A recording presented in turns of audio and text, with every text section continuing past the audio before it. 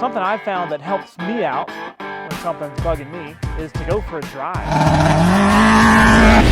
Just left 5 into right 5, and then left 5 plus is going to be then right 5. Okay, maybe not a drive like that. I'm talking about something a little more slow-paced, something a little more classy. This is Roscoe.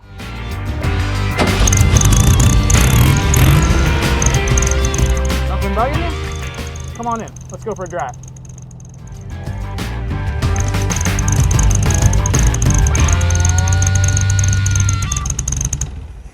If God is all good and all powerful, then why do we see all of this evil in the world?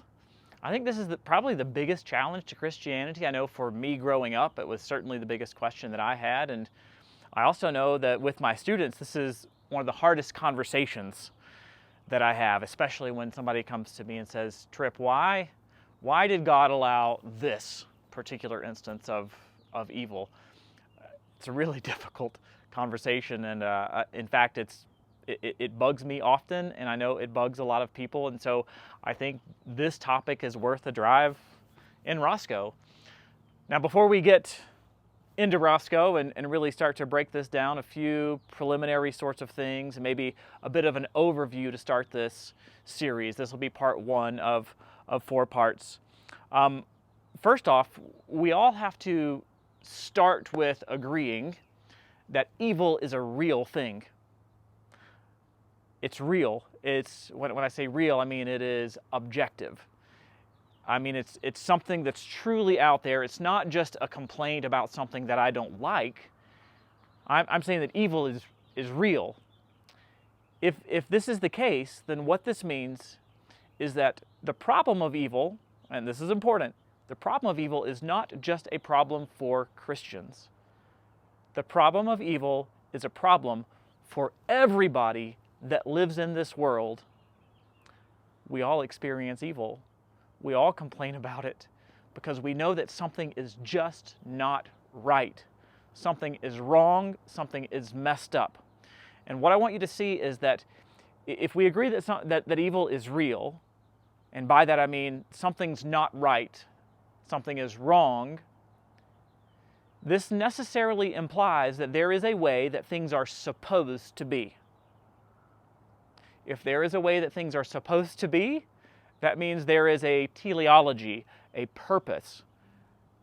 This entails a designer, a creator, something or someone that transcends this world and this universe that gave order, that gave direction, that gave meaning, that gave purpose. All right, so just one thing I want to point out before we can even complain about the problem of evil as if it's a real thing, we must be operating from a theistic worldview. Some sort of creator, some sort of designer, some sort of purpose, if evil is a real thing. If it's not a real thing, then all we can do is complain about things we don't like. We can't complain about things being messed up or being wrong. All right? So it's really hard from a naturalistic worldview, from most atheistic worldviews, to truly complain about the problem of evil. So the first thing that I always do in a conversation when someone wants to have a conversation about the problem of evil, I want to ask, what do you mean by evil? So that we can talk about this idea, this concept of it being a real thing. Now, I still think, though in a way the problem of evil doesn't get off the ground if we don't have a theistic worldview, there's still something that challenges Christianity with this problem. There's an inconsistency. How can this problem of evil exist consistent with the Christian view of God, the all-powerful, all-good being? And so that's what I really want to wrestle with today, and I want to do it in 3 parts. The first one is a head approach, an intellectual approach. The second is a heart approach, emotional, relational kind of thing. And then the third way is a hands approach, when we consider what do we do? What's God doing about this kind of thing? So head, when I'm talking about intellectually, we're going to go up into the abstract. What I don't want to forget is that the ideas are tied to real people and real events and real experiences that cause a lot of pain. Okay, but we are going to take a step back from people just to consider the philosophical realm, the idea, the argument proper intellectually. Then we want to take a look relationally, emotionally at this issue, especially when we ask the question, so, but why did God allow this particular thing? Because we all have those particular things. And I would say most often the conversations that I get into, though we talk about, the intellectual problem, most people have an issue with evil because of the heart problem.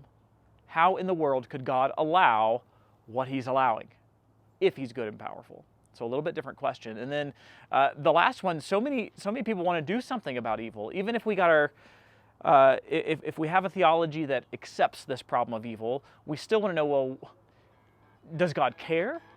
Is he doing anything about it? And what should I be doing about it?